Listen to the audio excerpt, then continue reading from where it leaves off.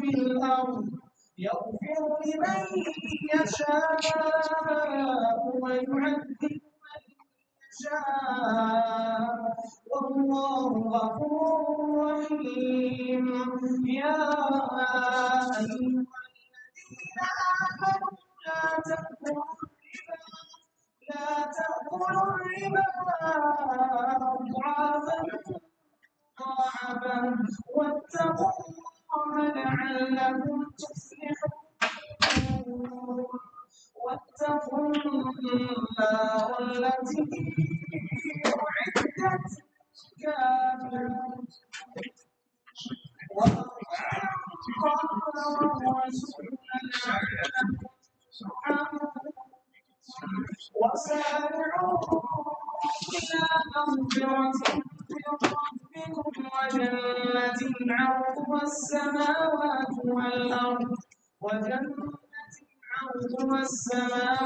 والأرض أعدت للمتقين. There we go. Good to see you all. Islam. Continuing our discussion of Islam. Yes. Quran, Surah 96, the clot of blood, yes? Why is that important? Why is that brief surah important to Islam? There might be a couple reasons. One that's important to Muslims and another that's important maybe to something that's going on today on campus. But why is Surah 96 important to the history of Islam? Think of Ramadan.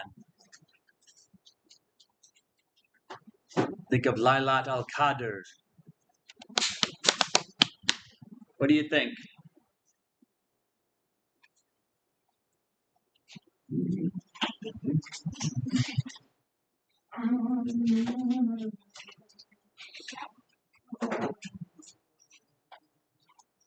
Why is Surah 96 important to Islam? Is Paul? Opinion? Idea? No?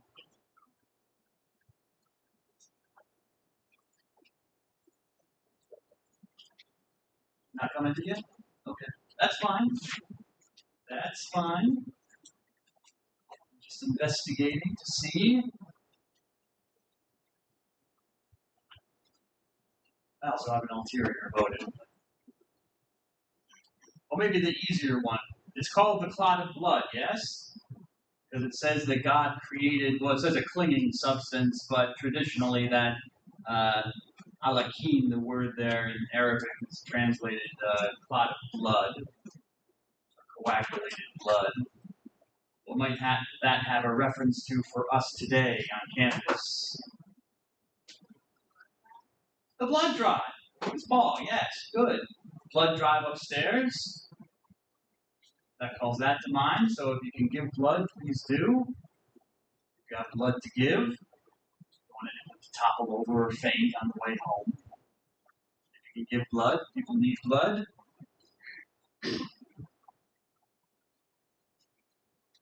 What else? What is its relationship to Islam?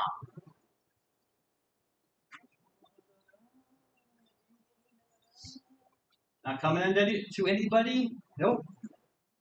All right. Ramadan. Well, let me ask you this. What's Ramadan celebrating? Why are Muslims going through Ramadan right now, fasting all day? Yes, Mr. Holstein. Is it from the Look, you mean the pilgrimage to Mecca? Okay, well, to the city of Mecca, yes, Muslims do pilgrimage, but not during the month of Ramadan. No, it's a good guess, though. That's a good guess. But no, what is Ramadan honoring? It is Andaka. Is it the night of power? Yes, and what happened on the night of power, Ms. Andaka?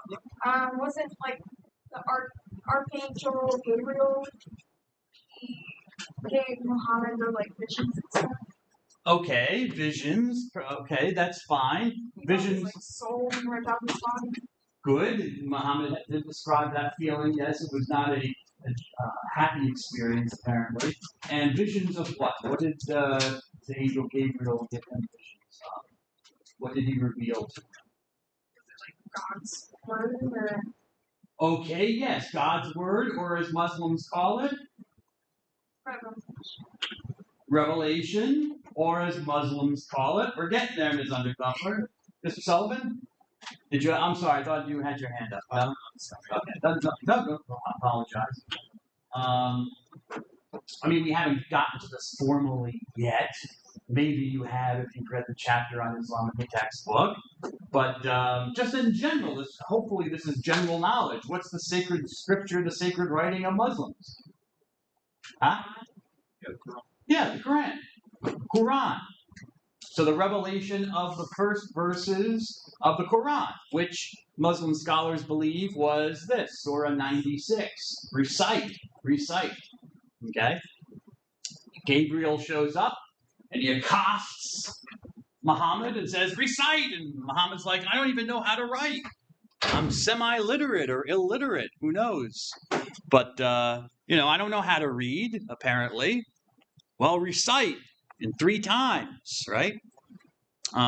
This is also in the reading. If you do the reading on Islam from Sahih Bukhari, I give you that story where it relates what happened to Muhammad on the night of power. So 2 reasons. First of all, clot of blood. The blood drive is going on here on campus, right upstairs, and maybe other places, but I know upstairs.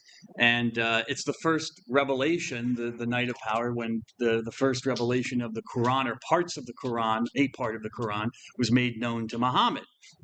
Okay, Ms. Balser's here. Let's see who else. Mr. Belsky, Dietrich, Fleming. Ms. Montiel, where are you? There you are. Okay. I know it's a beautiful day, so I can understand why people might not want to come to class. Okie dokie. We'll see if they come later.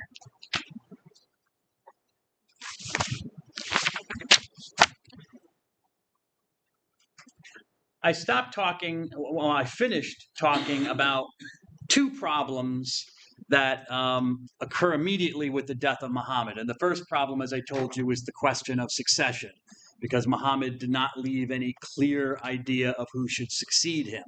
Okay?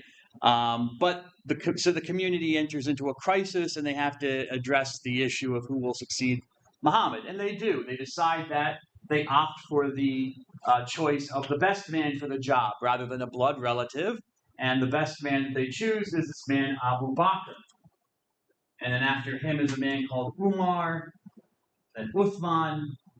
And then finally, Ali, who some Muslims thought should have been the first choice because he's a blood relative, gets his chance. He becomes the 4th Khalifa or successor, Ali. And these first 4 caliphs are called the 4 rightly guided, caliphs, or in Arabic, the Ar-Rashidun. The first 4 rightly guided caliphs. Hello, sir. So this is your definition for Ar-Rashidun, an Arabic name for the first 4 successors of Muhammad, meaning rightly guided. Mr. Pratt. Okay. And I'll come back to them in a moment, but that's the first problem. Another problem is what's called the Wars of Apostasy. In Arabic, the Hurub al-Rida, or the Arida Wars. The Rida Wars. The word Rida, or the Rida Wars, comes from an Arabic word irtada, which means to retrace one's steps. In other words, to go back on something. So you're going, you're retracing your steps. You go forward, then you retrace your steps. You go backwards. Okay, so you have some people who are Muslims going backwards, making irtada, or apostasy, rejecting what they had said they believed before. Many desert tribes throughout Saudi Arabia had united themselves with Muhammad, allied themselves with the Prophet Muhammad, and his new religion. But when Muhammad died, they kind of thought that their allegiance to Muhammad and his new religion died with Muhammad. So they broke off their allegiance after his death and went back to their tribal ways, which, paganism, back to, worshiping their many gods and spirits and stuff like that. And they would not acknowledge the Islamic leadership which had developed in Medina. Okay, I guess that's where the leadership was located, in Medina, not in Mecca. So we're no longer acknowledging them. They're thinking, well, the prophet's gone, Muhammad, the head guy's gone. So who are you people? We don't need to acknowledge your leadership or your power in the community. And they refused to pay a tax. I guess there was a tax that was collected for the community. Always money. Money causes all sorts of trouble. But so they refute. Part of the issue of them breaking off their allegiance was they weren't paying any money anymore to the community to support the community.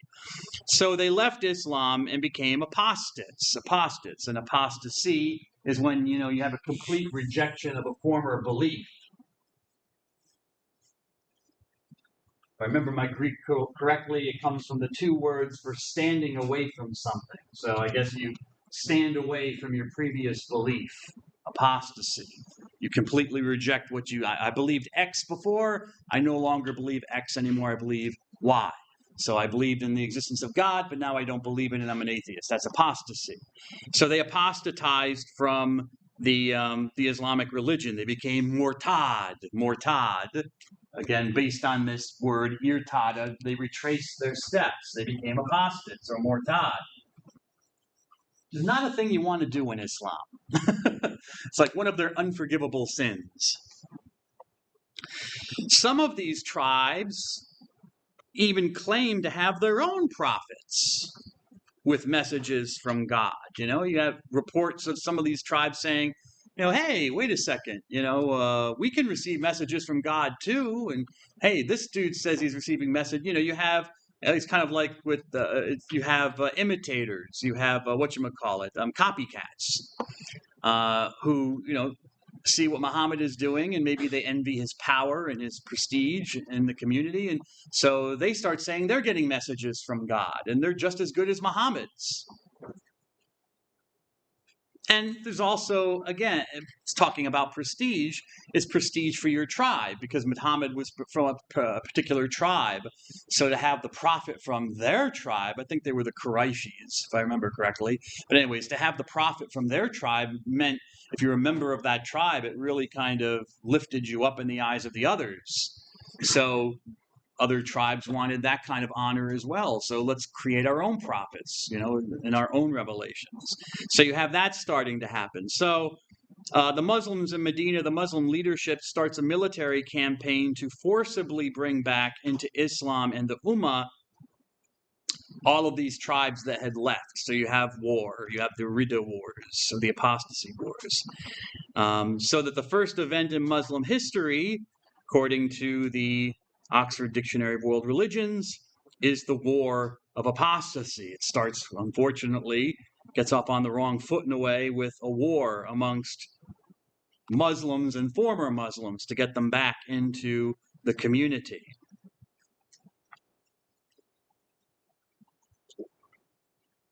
Okay? I'll go back now to the successors of Muhammad and describe each one. This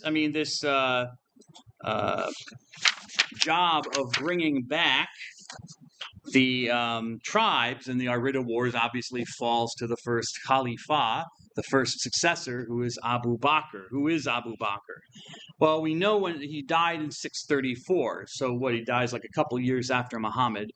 So he wasn't Caliph for very long. But anyways, he's the first. Apparently, not all Muslims accept him as the first, but most do. And he was the first adult male convert to Islam. I guess there's a specificity there. I guess there were younger converts, maybe children, and maybe women as well before him. But he was the first adult male convert to Islam. He was a close friend of the Prophet Muhammad. And he was Muhammad's father-in-law through marriage. just not by blood, but he was related to Muhammad through marriage. So apparently Muhammad married one of his daughters, one of his children. So he was a father-in-law.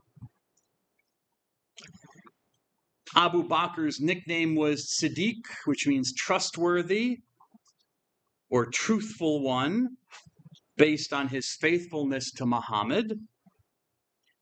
And it was Abu Bakr who oversaw the military campaigns against the wayward and rebellious tribes after Muhammad's death. But he was, he's kind of like followed Muhammad's example when Muhammad invaded Mecca. Muhammad didn't massacre everybody. He gave them terms that if they submitted to Islam, their lives would be spared. I don't think he was going to kill them anyways, but he offered amnesty to those who opposed him, basically. So there wasn't a bloodbath. And Abu Bakr followed that example in fighting against these tribal leaders. His respectful treatment of the conquered tribal leaders induced them to re-accept Islam and become active supporters of it. If we look, well, this is not, there's a better map. Well, there is a better map. If I go back, going back to this map, there we go. Now, if you remember our history of Christianity that I kind of give you a crash course in, also the Roman Empire, remember the eastern half of the Roman Empire continued on for quite a long time after the western collapsed. And the Eastern Empire, remember Constantinople, the city of Constantinople here, and most of this region going to like northern Iraq was part of the Eastern Roman Empire. And I think down here in Egypt as well, still part of the Eastern Roman Empire. So we had the Arida Wars going on here, but eventually Muslim armies start pushing out or up north, where they encountered the Byzantine Empire and the armies on the outskirts of the Byzantine Empire. And it's under Abu Bakr that Muslim armies scored a major victory against a Byzantine army, which is going to spell trouble for the Byzantine Empire, because over the next many centuries they're going to have to constantly deal with attacks by Muslim armies as they eventually take over more and more territory in this region from the Byzantine army until they finally, in 1453, capture the capital, Constantinople, modern-day Istanbul, and that's the end of the Byzantine Empire in the 15th century. So it kind of spells this, under Abu Bakr with this victory over a Byzantine army, kind of, even though they don't know it yet, it kind of spells the end of the Byzantine Empire or the Eastern Roman Empire eventually. Not yet, but eventually.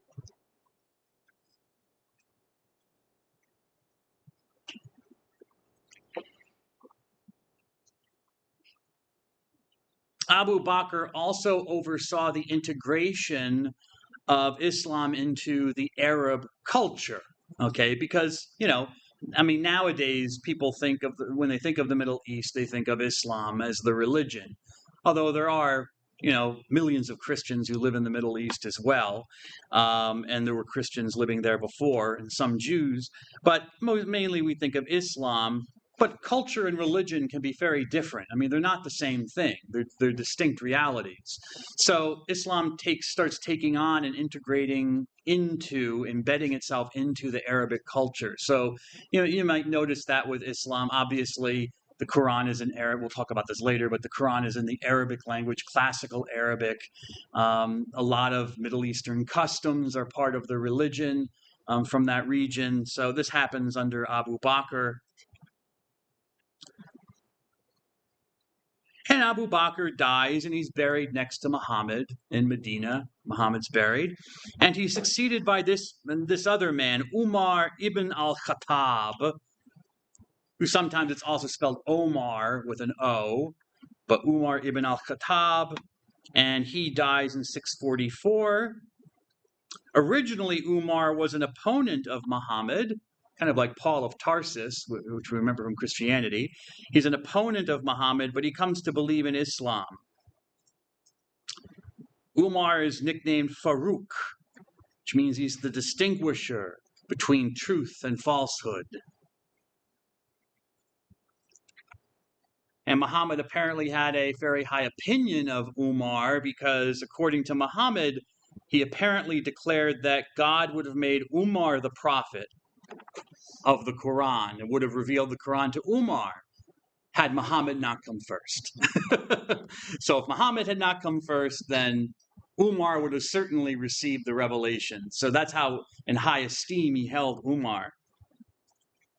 Umar was had a forceful will, and he was an energetic guy. He was a great organizer, and it's under Umar that he's considered the main architect of what will become the Islamic Empire, because under Umar, Muslim raiders push farther and farther out of the Arabian Peninsula. And within 12 years of Muhammad's death under Umar, Muslims exerted control over the regions of Egypt, Syria, and Iraq, and were advancing towards Libya and Persia. I don't know if I do have a map here. Okay, so at the death of Muhammad in 632, basically the whole Arabian Peninsula was under the control of Islam, or the influence of Muhammad and his new religion. And then you have under the first caliphs, you have Egypt and Syria and Iraq under Umar, so they start pushing north into the Byzantine Empire. Okay, so we start having an empire form within 12 years, very quickly after Muhammad's death, and it was under Umar that they established the religious and political institutions that would carry Islam on into the empire. So under Umar, they established a kind of welfare system to take care of the poor people, orphans, widows. This is when you see the establishment of a calendar based on the Hijra. Remember, Anno Hijire, the flight or the emigration of Muhammad and his followers to Medina. The Hijra, they base their calendar on that. And they start coming up with regulations for non-Muslim subjects, the dhimmi, because most of these people a lot of the people in Arabia have accepted Islam, but these are all Christians in Egypt and throughout Syria and Iraq. They're all Christians. There are some Jews as well, but the majority of the population is Christian, also pagans. There are non-Christians, people following the local polytheistic religions, who are called the dhimmi. And so they have to establish regulations for how to deal with them. So in the case of the Christians and the Jews, these are called by Muhammad the people of the book, the Ahl al-Kitab, Jews and Christians, the Ahl al-Kitab. Ahl al-Kitab. Ahl means people, and Kitab means book, so the people of the book, who are Christians and Jews, and they have a protected status, which basically means that if they pay a tax, pay money to their Muslim overlords, then they won't have to convert necessarily to Islam. Pagans really have no choice, because polytheism is also one of those unforgivable sins, to worship false gods like that. So pagans would basically become Muslim or die or get out of here, but they didn't have the same protections that Jews and Christians did. So Umar helps establish political and military stability. Umar was considered more feared than loved by the Muslim population. For Sunni Muslims, we'll talk about Sunnis and Shiites later, but the two groups of Muslims, most Muslims extol the memory of Umar and consider him a great guy, but the minority group, the Shiite Muslims, who are the minority within Islam, hate Umar because, it was Umar, they claim, who blocked Ali's claim to succession. Umar looked like it might have been going Ali's way, as was the traditional way to do things in their culture, but I think Umar convinced the community to elect Abu Bakr, and so Shiite Muslims, the minority of Islam, has never forgiven Umar for that, so they don't like him, and certainly don't recognize him as Caliph. So after Umar died, the successor, the Caliph, was Uthman ibn Affan, who dies in 655. Also spelled with an O sometimes, Uthman. And Uthman was an early convert to Islam. He even married two of Muhammad's daughters, so he was a son-in-law to Muhammad. And it was under Uthman that the Islamic conquests reached their peak.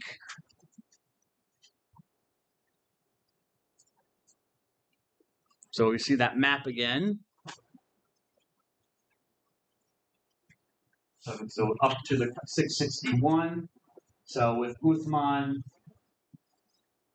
you have half of North Africa going into Iran, pushing up into Armenia, okay, under Uthman.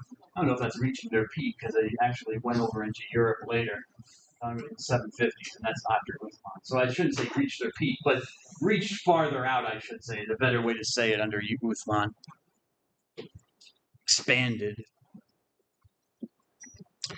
Uthman was an elderly man who, not because he was elderly, this is not, ageism, but just because of who he was, his older condition, he wasn't able to cope with the pressures of being caliph, so he relied heavily on family members, which led to charges of nepotism and corruption. Nepotism, I think nepos in Greek means nephew or something like that. Anyways, but it's like favoring his family members and so giving them nice good jobs, putting them over certain regions of the empire to rule and of course collect the taxes, which means money, and be in power. So people in the community started to resent that. Both Ali, Muhammad's cousin, and Aisha, this woman Aisha, who was Muhammad's favorite wife. Remember, he had many wives. I think Aisha was one of the youngest of them, so she lived for a while after Muhammad, and she was apparently his favorite wife. Both Ali and Aisha condemned Uthman as not following either God's or the Prophet's will. So trouble's brewing. It's almost like if you think with Christianity and like Mary and Joseph, the mother and father of Jesus, come out and start saying the 12 apostles are, not doing what Jesus wanted. They're abandoning the project of Jesus, That's a problem, So here you have family members, his wife and his cousin who are like, we don't like Uthman. So it seems like Uthman's days are numbered.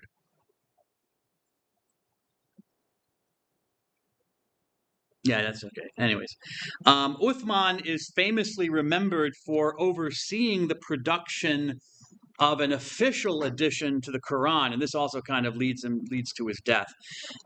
He oversaw the official production of an official edition of the Quran, after which all other copies that they knew of that were in existence were destroyed. They didn't get all of them because we actually have some of the pre-Uthman Qurans hanging around, but he got a lot of them, most of them, I think. So this act of standardization of the Quran was a novelty at the time. It was opposed by a lot of people, actually, and it was dangerous. Because while the Quran had been written down, there was apparently no standard text yet in the history of the religion. And the focus was more on people, what were called the Qurra, or the reciters. Okay, remember Iqra and Quran. Remember Arabic, you have root consonants which give you the meaning of something, and you have Q and R, which have the sense of reciting. Okay, so you had the vowels, and you had these people called the Qurra, or the reciters. And you heard one of them when you came into the course. This tradition, when you came into the classroom today, I was playing, I think it was Surah 3, was a reciter who was singing the Quran to you, the verses of the Quran. So the tradition has continued to this day, even though there's the written book. But back then, the Quran was written down, but for the most part, it was with a lot of religious texts, it was passed on orally, by word of mouth. And especially by these reciters, the Qurra, who had memorized the whole Quran and could recite it from memory. But as with human memory is fallible and imperfect, and so there were variations in the recitations of God's literal perfect, supposedly literal perfect revelation. So then the question becomes, who determines which version of the Quran that they're reciting is legitimate or valid? Well, we couldn't have that. That's a problem, which kind of is what motivates Uthman to say, we really need the standardized text that if you are going to recite the Quran, that everyone's going to recite from the same text with no variation. Because it kind of looks bad if God gave different revelations, different words. It's supposed to be his literal word, a literal actual word, okay? So that act of standardizing the Quran, joined with other social and political grievances, led to Uthman's assassination by Muslim armies.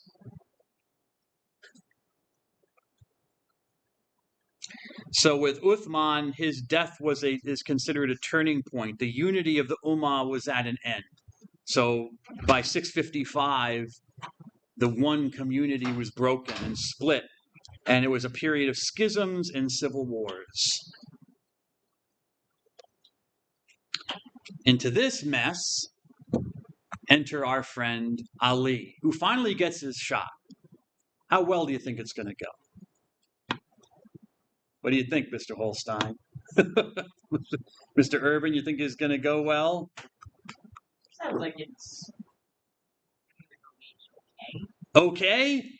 You're an optimist, sir. I appreciate that, Mr. Urban.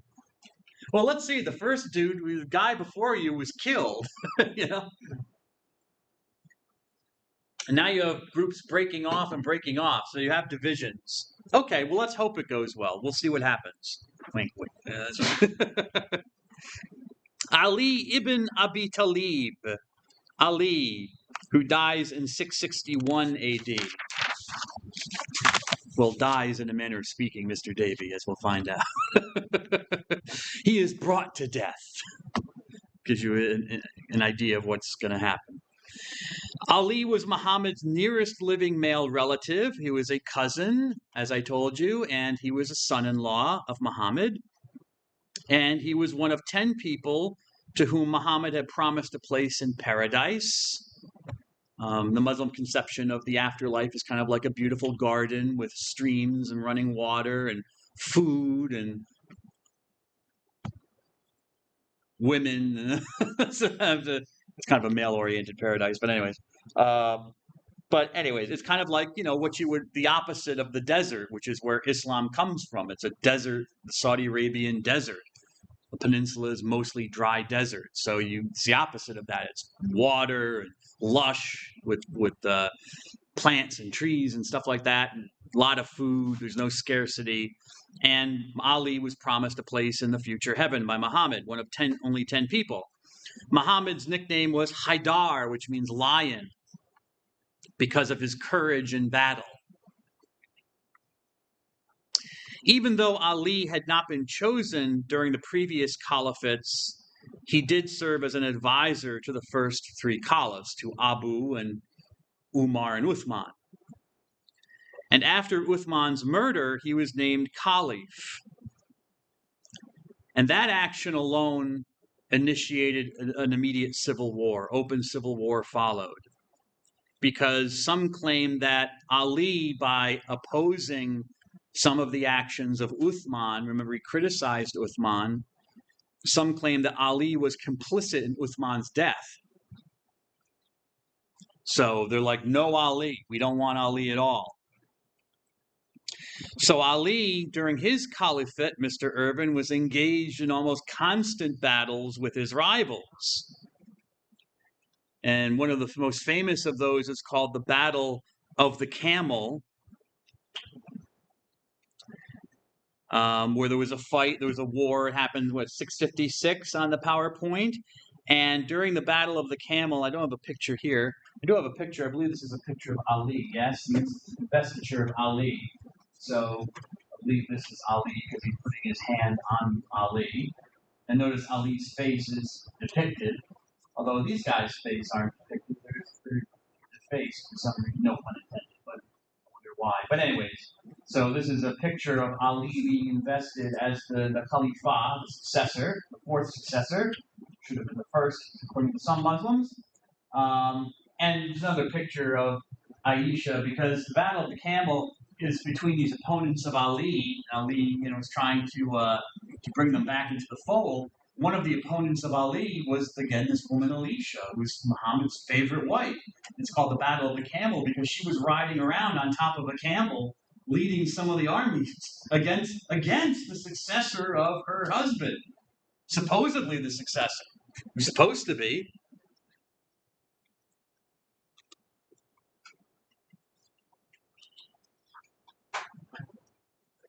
She even became a casualty. She was shot with an arrow, not killed, but she was wounded by an arrow. And then Ali exiled her to a house in Medina. And Ali reversed all of Uthman's policies, which angered those who were in charge of administering this coming to birth empire. Those who have been put into place by by Uthman. So they were angry because they were losing their jobs and their money, the taxes and their power. So they didn't like that. That angered them. And Ali the people he put into power in place of them were not very capable people. They weren't very good bureaucrats. He also moved the capital to Iraq. So he moved the center of power from down here up to Iraq, modern day Iraq. Everyone agrees that Ali was a devout Muslim believer. He was a great speaker, but he was a utopian. He favored a perfect society, and he was not a pragmatist, and he did not have any political skills. There's a saying in politics about I think I read that it came from Voltaire, the Frenchman Voltaire, that, don't let the perfect become the enemy of,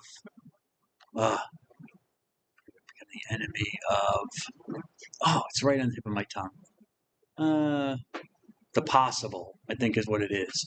Don't let the perfect become the enemy of the possible, or what you can do. In other words, don't obsess over everything being so perfect that you don't get anything done. And that was kind of Ali's problem. He was a utopian, a perfectionist, and he wasn't a pragmatist, and so he was a bad political ruler. He had no political skills. He focused on a pure Islamic state. During one of the battles in which Ali participated, he was forced into arbitration. If I remember correctly, the opposing army stuck the Quran onto their spears and lifted them up, and said, "Let's be judged by this," which it was a sign of let's arbitrate. Okay, let's sit down with a copy of the Quran and discuss our differences and come to some mutual agreement. Well, the purists in Ali's army hated him, and Ali said, "Okay." But the purists in his army hated him for this because they saw it as a weakness to his enemies. And so members of his army revolted, and a member of that rebellious group would later kill him while he was praying in a mosque. So he was in a mosque doing his prayers, and one of these soldiers that thought he had kind of betrayed the cause, came in and killed him. So he was assassinated in the mosque. And that was the end of Ali. This will all have repercussions later when we talk further about Sunni and Shiite divisions within Islam, because they continue to this day.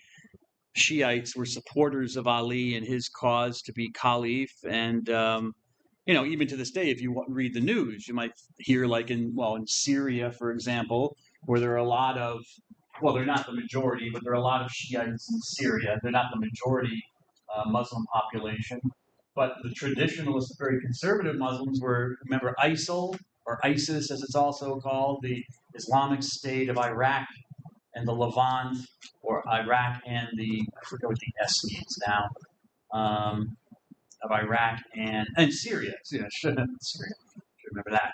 who were trying to take over and did take over parts of northern Iraq and Syria, started a civil war in Syria, way back during the Obama administration. Way back, wow, has it been that long? They were killing Shiites because they consider Shiites apostates.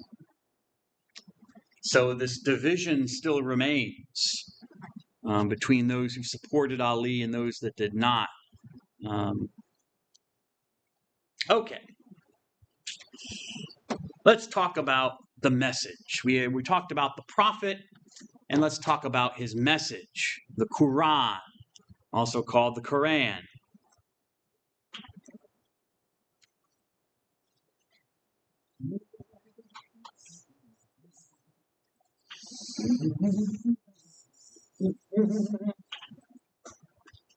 Comes from the Arabic verb qara, which means to recite or to read.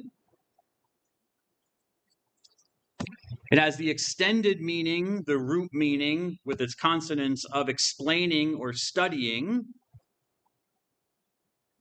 So literally, it's the recitation. If you wanted to literally translate it into English, the name of the book is the recitation or the reading from qara. And the Quran is a book containing a series of divine revelations given to this man, Muhammad. You see your definition. It's the one scripture of Islam containing God's final and perfect revelation given to Muhammad. Notice it's final and it's perfect. Final implies that there might have been previous revelations, which Muslims believe there were. And perfect means it's the perfect one, it's the complete one, which implies that those previous ones were imperfect or they were changed somehow, which they were, according to Muslim belief. But Muhammad got it right, basically. So it's the final one. It's the perfect one, the complete revelation. Muhammad, as we know, began receiving revelations on the night of power, which is dated to 610 AD, and until shortly before his death in 632. Muslims believe that the Quran is the perfect revelation made immediately by God and coming directly from God. I already did this. Okay.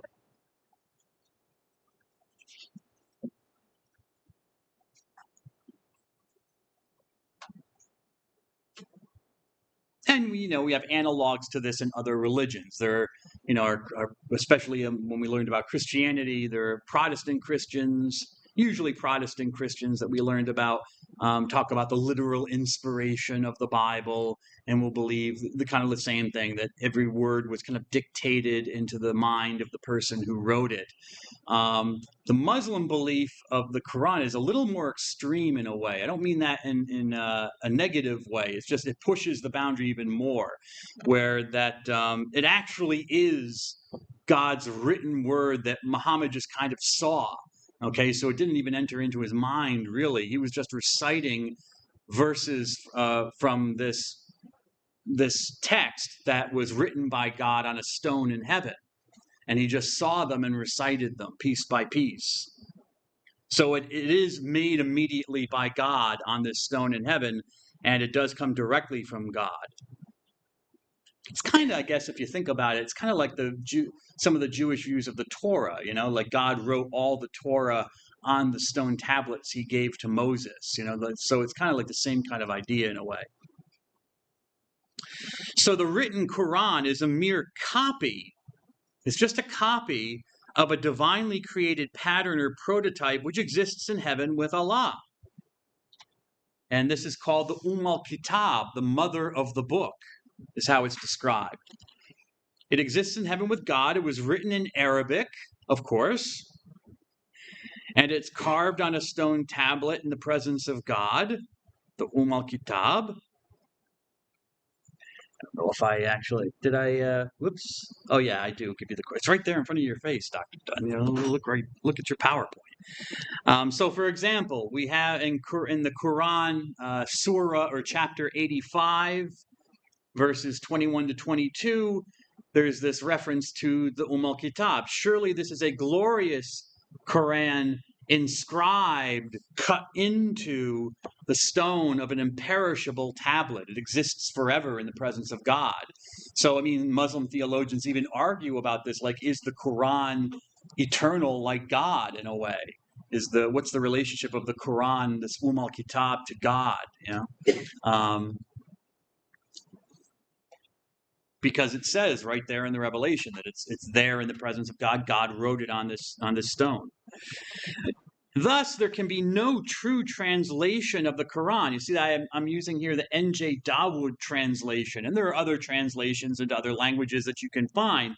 But actually, there is no real translation of the Quran. Since it is written in classical Arabic, Old Arabic, or Ancient Arabic, it must really be read and studied in Arabic. So when you heard the reciter coming into class and you hear the reciting verses from the Quran, it's all in classical Arabic. They're not going to do it in English or any other language because that's not the Quran. That's not the language of the Quran. If you're going to recite it, it has to be read or read the Quran and study the Quran. It has to be in the classical Arabic. Any translation is regarded as an interpretation. Portions of this revelation were made available to Muhammad. Okay, it wasn't all revealed at once. Okay, it wasn't like a Quran dump into his head. It's like, here's the whole thing, Muhammad, deal with it. No, portions were revealed to him from time to time when God seemed, when the mood struck God to reveal something to him. And Muhammad was merely himself a reciter. He merely recited what he saw, hence the Quran, the recitation. The resulting earthly written Quran, as opposed to the heavenly Quran in heaven, the Al-Kitab, the earthly written Quran is believed to be a faithful, exact reproduction of the eternal, divinely composed version. So it's not just a sacred book of Islam, it is the sacred book of all time, of all ages.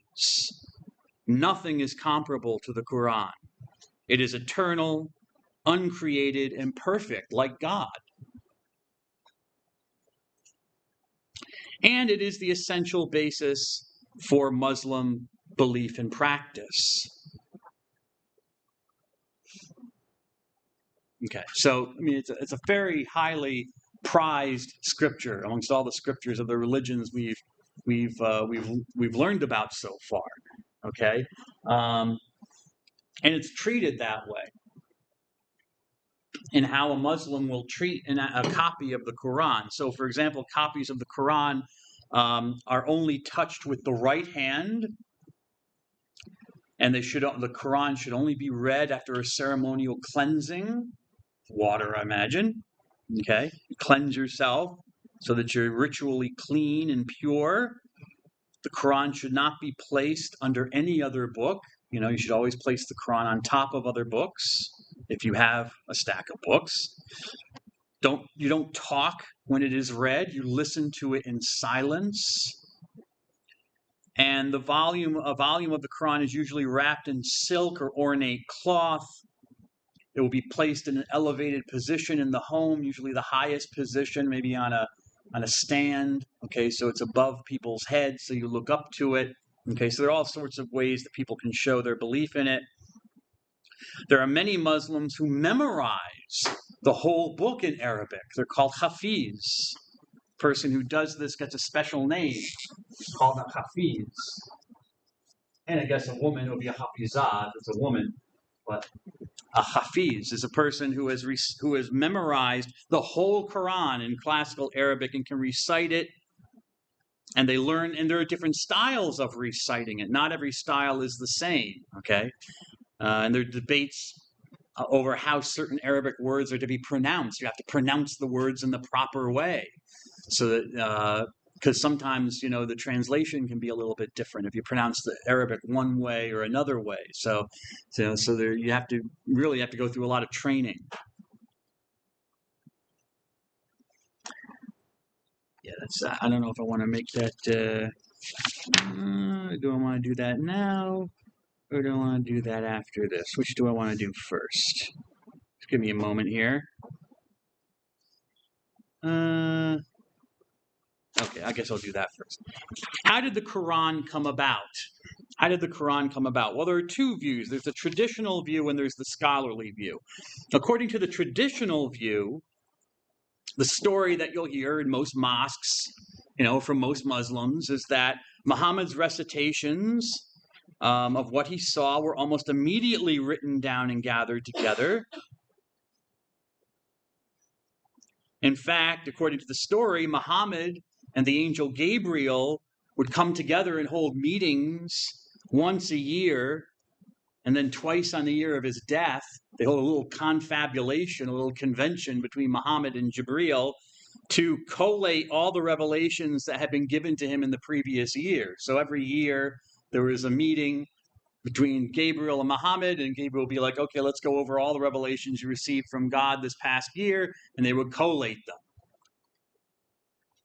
So by Muhammad's death, the oracles were mostly already gathered and put into order.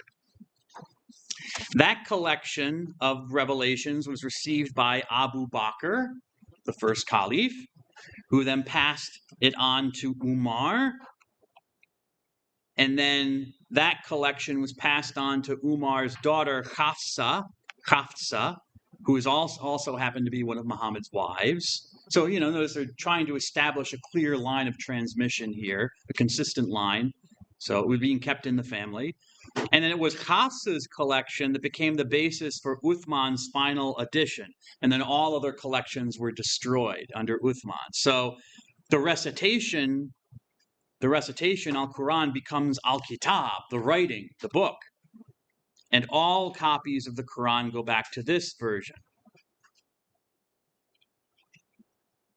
So according to the Oxford Dictionary of World Religions, quote, thus within some 30 years of Muhammad's death, a definitive text was established, which has remained virtually unchanged down to the present day. This is actually one of the arguments a lot of Muslims will make in favor of it as a divine revelation, because they'll say, well, look at all the manuscripts you have for like the Christian Bible, the New Testament in specific. You have hundreds and thousands, actually thousands of manuscripts, and with all little changes and stuff like that. And so this shows that it can't be from God, because there's all these differences and stuff, all these different manuscripts and stuff like that. Whereas with the Quran, we just have the one. We have the one perfect text, the one standard text. There's no divergence. Now that's the traditional view. The scholarly view is a little bit different. The scholarly view is that Muhammad proclaimed his messages orally. He spoke them. He wrote nothing because he was supposedly illiterate. Okay, remember, what he says in Surah 96. He says, he's told to recite, and he says, I don't know how to recite. I can't read. So he seems to be semi-literate at least. While some of the messages may have been written down, more often than not, Muhammad's revelations were memorized by his followers. So there was no writing per se at Muhammad's death. Rather, the Quran, such as it existed, was mostly passed on through recitation. The Qur'an, the reciters, who recalled Muhammad's revelations from memory. But, as I told you before, reciters in different areas sometimes remembered the Quranic revelation differently. So different textual traditions develop in different places. You have basically the same message, but maybe a little bit differently as it's told in Syria or Iraq or Arabia, based on the differing memories of the local Qur'an, the local reciters. So Uthman noted this and the need to standardize the text, not only because of the differences in the revelation, but also he wanted to create uniformity in the empire, unity. And so he chose the version of the Quran that was used in Medina as the standard, and then destroyed all other copies that he could find. And it's this version of the Quran, the Medina version, that all copies of the Quran, the modern Quran, go back to. But from what we know, there were several texts in existence. Because we have some of them. We have some Qurans that have survived the fires of Uthman's purge, some very early ones, not a lot. And you can look at them and you can see little differences between their Arabic text and the standard text of the Quran that we have today. Let's see here. I don't know where I put them. I think I put it in the other folder.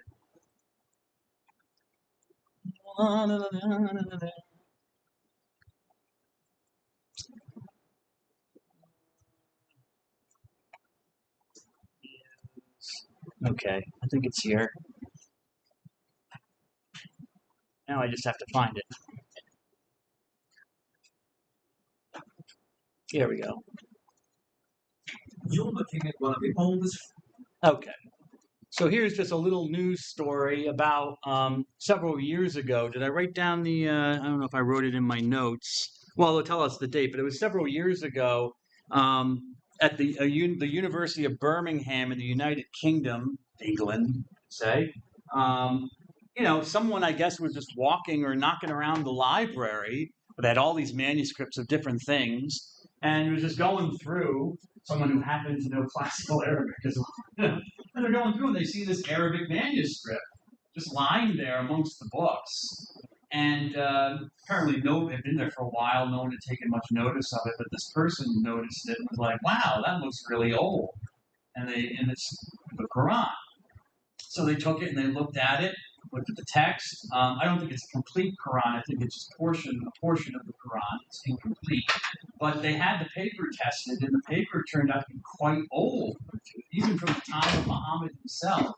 I'm not sure if it was in existence when Muhammad was alive, but it's very, very old. It's near, probably as close as you can get to the lifetime of Muhammad. And so I thought that was interesting. And so here's a little news story about the event.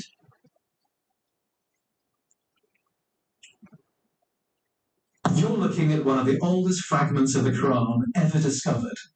It's written on parchment, most likely made from sheep or goat skin, and it's been dated by experts as being more than 1,300 years old. And that makes it among the earliest known fragments of the Quran anywhere in the world. And it's here in the University of Birmingham.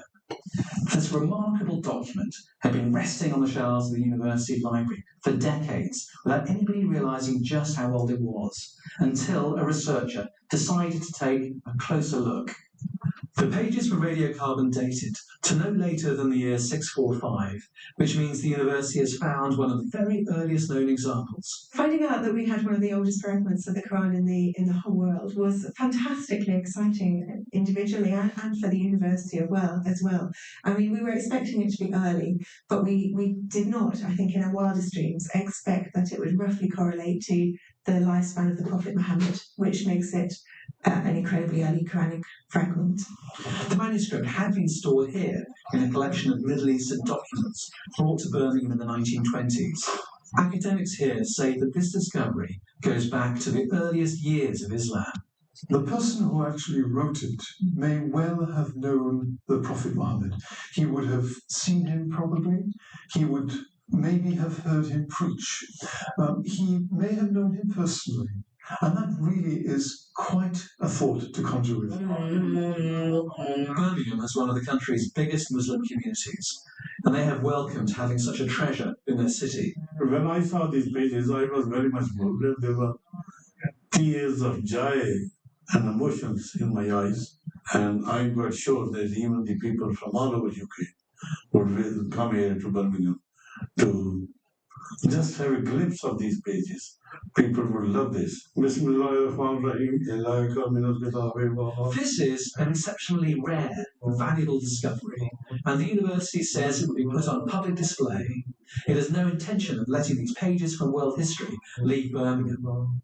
Sean Coughlin, BBC News. All right, interesting. So there you go, 645 AD.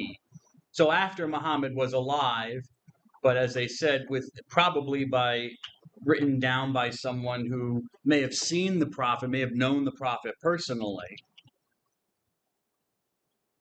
So very interesting, very, very important find. And actually, I have here on the PowerPoint the dates I have, it can go back even before. I mean, obviously, this is the papers dated can be dated before the prophet was alive. But anyways, when you're doing carbon dating, you're getting approximate dates. So it's probably after Muhammad. But anyways, it could be as early as 568, just according to the paper. But I'll go with 645, what they say. And there it is. There's a copy of one of the pages in Arabic. So what's in the Quran, Dr. Dunn? Well, hopefully you know some of that already if you've read the readings from the Quran that were scheduled. You can find, MP3 files of the Quran on the internet if you're interested. If you don't want to read it, you can just download the MP3 files in English and just listen to it. Okay, so you don't have to, if you're not interested in reading the whole thing. Well, I should say read the whole. You have to listen to the whole thing. But if you're not interested in reading, it might take too much time. You can listen to someone just read from a translation, which is what I did. The Quran contains the record of the words of the Al-Kitab, which Muhammad saw, and which Allah commanded Muhammad to proclaim. It is written in classical Arabic. Did I put that? Ancient Arabic. And it is written in rhymed couplets, mostly. In the later portions of the Quran, it's more prosaic and ordinary. Prose, is unrhymed speech. I'm speaking in prose right now, okay? Poetry is rhymed speech, or it has a certain meter to it and stuff like that. So prose and poetry. So it's mostly in rhymed couplets, kind of like poetry, but later revelations are more ordinary and prosaic, not so written. It is 114 chapters or surahs. Surahs. A surah is a chapter.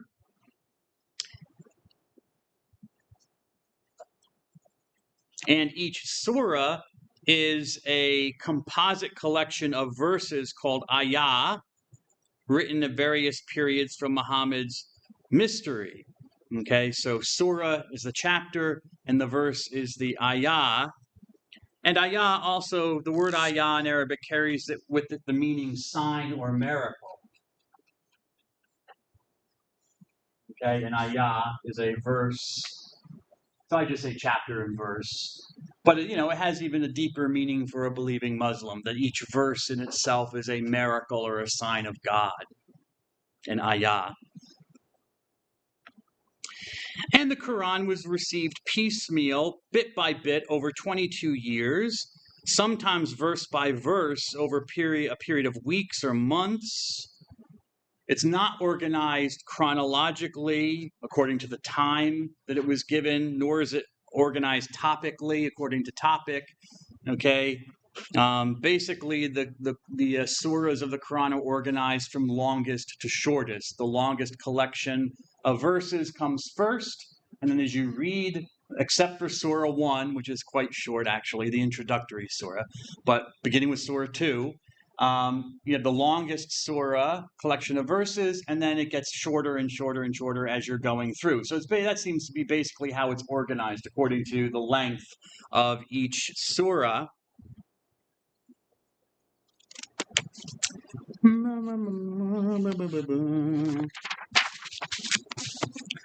Each surah is named according to a recurrent theme in the surah itself. And sometimes this can be kind of, sometimes it's easy, you can tell if someone's name is repeated over and over, like the surah.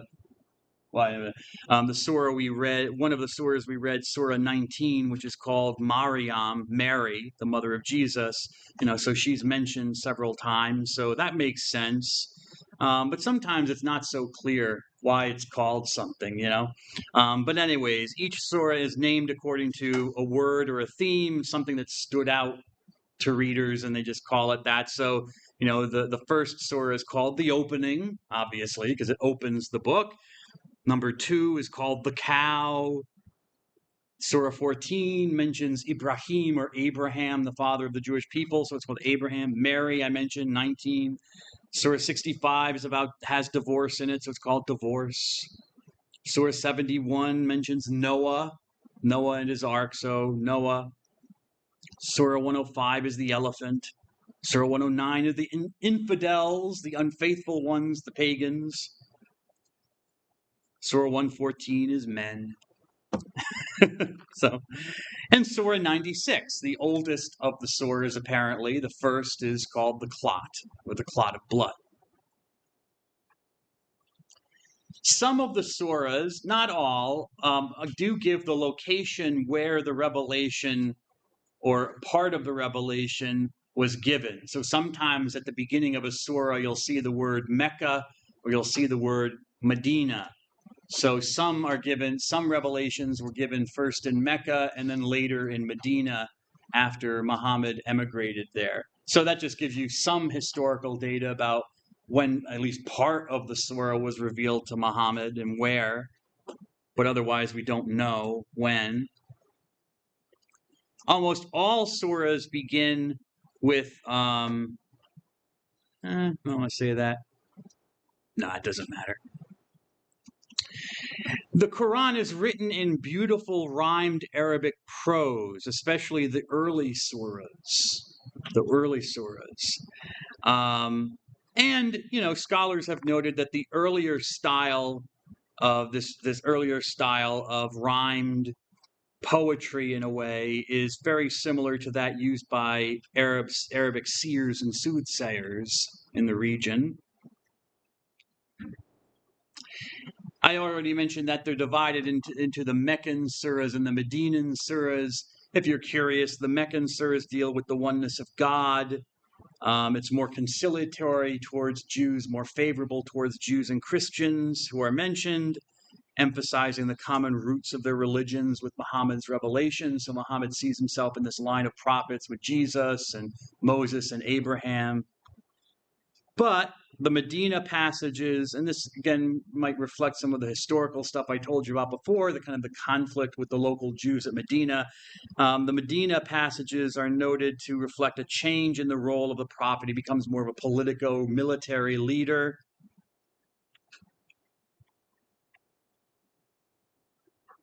And what's in the Quran? What kind of subjects are covered in the Quran? And it deals with a lot of things, actually. It records the experiences of earlier prophets, mainly from the Jewish scriptures. There are frequent proclamations of God's imminent judgment on the world. Describes the sensual pleasures of paradise and the afterlife. Also, it describes the sufferings of hell, as you might know from the readings. Those are going to go to hell, the fiery place of hell, which is probably literal.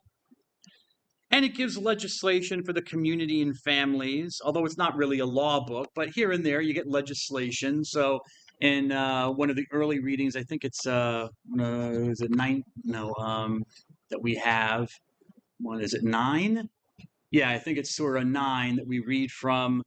It starts out by talking about what kind of animals are their food, what kind of animal flesh a Muslim can eat. Okay, so it talks about, gives regulations for that. And here's where you find, you can't eat an animal that has died of itself, like a carcass. You can't eat swine flesh. You can't eat, what are the animals that have been strangled or have been offered on an altar, like by pagans to their gods. So it gives regulations and stuff like that for the community. There are historical references. It mentions certain battles that the community fought. But the main message of the Quran, amongst all these little details, the main message that gets repeated over and over again is the oneness of God, that there is only one God, and that Muhammad is his prophet. So it affirms the prophetic authority of Muhammad. That's the main overall message of all of this.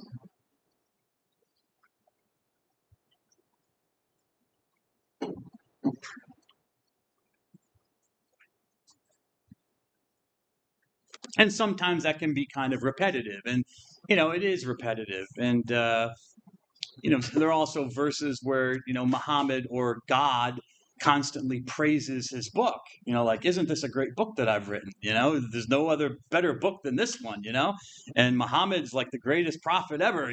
No one got it right before Muhammad, even though I sent my revelation to him. So that also can be a little bit repetitive and maybe self-congratulatory, but it's also a part of the Quran. It's very self-referential in that way, one might say.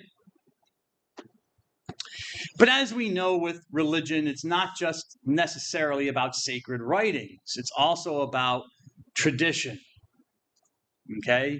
You have this in Judaism, you have this in Hinduism, you have the Shruti and the Smriti, you have the Torah, the written Torah and the oral Torah in Judaism, the Torah Bay, Torah Bay B'Pei, and the Torah Ba'al Al-Pei, that's Ba'al Al-Pei, and the Torah B'Kitab, that's it, B'Kitab. And in Christianity, you have sacred scripture and you have sacred tradition.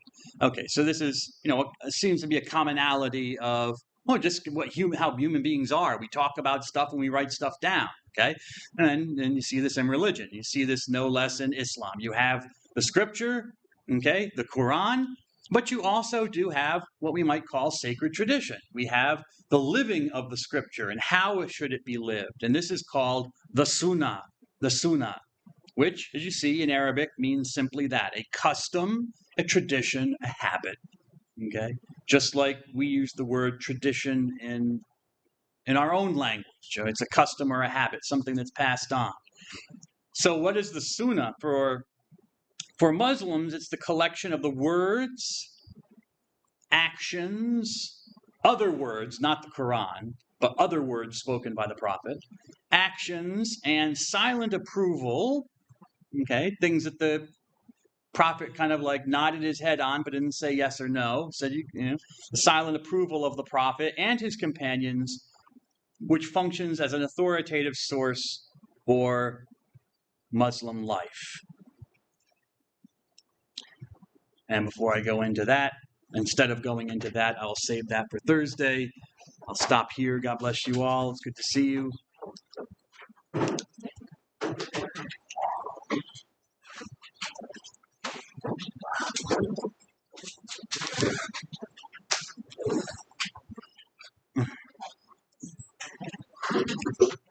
Da, da, da, da, da.